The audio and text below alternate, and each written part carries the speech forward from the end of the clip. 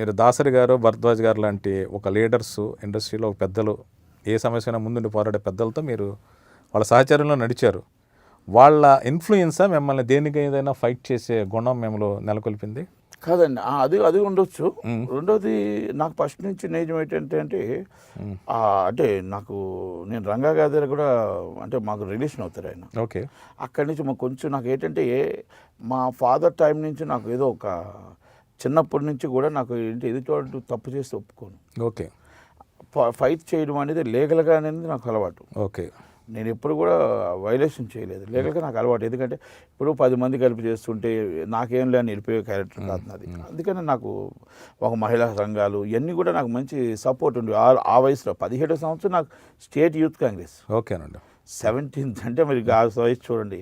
ఈటీ విజయలక్ష్మి గారు, దోనరాజు సత్యనారాయణ గారు, గుడివాడ గురునాథరావు గారు, అంటే ఆ వయసులో మొత్తం టోటల్గా ఒక చిన్న గొడవ జరిగింది, నన్ను ఐటీ పోలీస్ స్టేషన్ తీసుకెళ్ళారంటే మొత్తం టోటల్గా అందరూ పోలీస్ స్టేషన్ దగ్గర ఉండేవారు. అంత ఇన్ఫ్లుయెన్స్డ్ ఆ రోజుల్లోనే ఉండేది. ఓకేనండి. ఒక మీటింగ్ పెట్టానంటే ఆ మీటింగ్కి ఒక మొత్తం టోటల్గా 1000 జనం గంటలో వచ్చేవారు. ఒక గంటలో ఆ రోజు 1000 అంటే చాలా గొప్ప.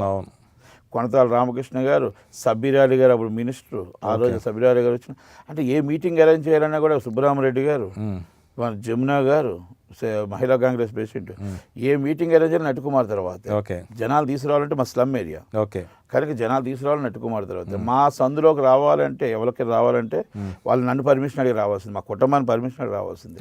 బయటికి వెళ్ళడం చాలా కష్టం, ఎందుకంటే 704 కుటుంబాలు మావే. ఓకే. ఆ స్ట్రీట్ ప్రసాద్ గార్డెన్స్ అంటే మాది. ఆ దాంట్లోకి వెళ్ళి మళ్ళీ బయటకు వచ్చి మమ్మల్ని ఎదిరించి బయటకు వద్దామంటే కూడా జరగదు. ఓకే. అంటే పోలీసు వాళ్ళు కానీ ఎవరు అంటే అదేది మాకు అదంటే మా కుటుంబాల అక్కలు తమ్ముళ్ళు అందరూ. ఓకే. అందుకని ఒక స్ట్రీట్కి అలాగే ఉన్నాం మేము. స్టిల్ ఇప్పటికీ కూడా అందరూ అక్కడే ఉన్నారు. నేనంటే బయట ఉన్నాను, నేను ఇప్పటికీ అలాగే ఉన్నాను. అంటే అది నిలబెట్టుకున్నాం. ఓకేనండి.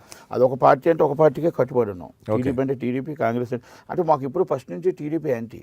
అంటే నాకు ఓకే అంటే ఎందుకు యాంటీ అంటే మళ్ళీ ఫ్యామిలీతో నాకు మొత్తం అందరితో సాన్నిధ్యం ఉంది. ఓకే. కానీ పార్టీగా నాకు కాంగ్రెస్.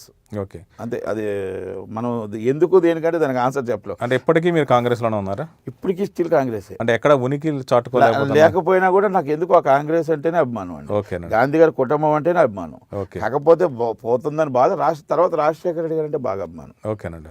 నాకు నందమూరి ఫ్యామిలీతో మోహన్ కృష్ణ గారితో, నాకు హరికృష్ణ గారితో, రామకృష్ణ గారితో, బాలకృష్ణ గారితో, మొత్తం వీళ్ళందరూ ఫ్యామిలీతో మళ్ళీ సొంత నందమూరి ఫ్యామిలీకి నేను సొంత ఇంట్లో మనిషినే. ఇక్కడ దాకానే. మళ్ళీ పార్టీకి వచ్చేటప్పటికి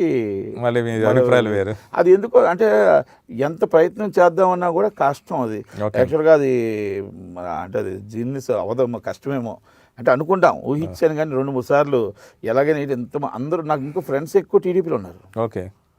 ఇప్పుడు మొత్తం ఇప్పుడు కొడాల నాని కానీ, ఇప్పుడు వంశీ కానీ వీళ్ళందరూ టీడీపీ ఉన్నవాళ్ళే. వీళ్ళంతా నాకు మంచి బుద్ధ వెంకన్న కానీ వీళ్ళందరూ మంచి ఫ్రెండ్సే. కానీ ఎందుకో అది ఇప్పుడంటే ఇలా రాజకీయాలు అయ్యాయి, కానీ అప్పుడు ఏంటంటే అందరూ బయటకు వచ్చినా అందరూ ఫ్రెండ్స్ కానీ ఉండేవాళ్ళం. కానీ ఇప్పుడు రాజకీయాలు అంతా కక్షల రూపంగా అయిపోయాయి. కనుక మా నైజం ఏంటంటే కాంగ్రెస్ నైజంలోనే ఉన్నాను. 2004 ఎమ్మెల్యే నుంచున్నాను. NCP, nationalist Congress. గురుగారు ఏం చేశారు, టికెట్ ట్రై చేశారు, నాకు రాలేదు. శరత్ పవార్ గారి దగ్గరికి వెళ్ళిపోయి ఇమ్మీడియట్లీ నేను టికెట్ తెచ్చుకొని నిల్చొని ఎక్కడ చేసినా అది అడవాడే. ఎక్కడ 2-3 సార్లు బై ఎలక్షన్స్ పెట్టి 3 సార్లు ఎలక్షన్ పోస్ట్పోన్ చేయించాను. మొత్తం 39 మంది కేసు పెట్టించా. అక్కడ ఢిల్లీలో కూర్చొని సంగమా గారు ఎలక్షన్ కమిషన్ కూర్చొని ఎలక్షన్ ఆపించాం. ఏది చేసినా నాది ఒక గాలివని అవుతుంది, సంచలనం అవుతుంది. అదేంటో నాకు తెలియదు. కానీ 3 సార్లు ఎలక్షన్స్ అంత బేభత్సం.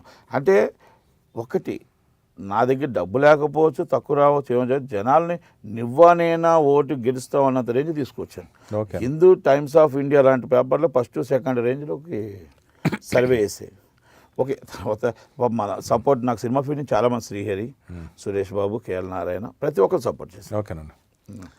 ఫైనాన్షియల్ కావచ్చు, అందరూ కూడా నాకు సపోర్ట్ చేస్తారు. లియో ఎంటర్టైన్మెంట్ ఈ ఛానల్ని ప్లీజ్ సబ్స్క్రైబ్ చేయండి, షేర్ చేయండి, లైక్ చేయండి. Please subscribe to Leo entertainment. Please subscribe to Leo Entertainment YouTube channel. Subscribe Leo Entertainment channel. Leo Entertainment. Please subscribe this channel. Please subscribe to Leo entertainment. ఇలాంటి interesting videos కోసం తప్పకుండా మా ఛానల్ని subscribe చేయండి.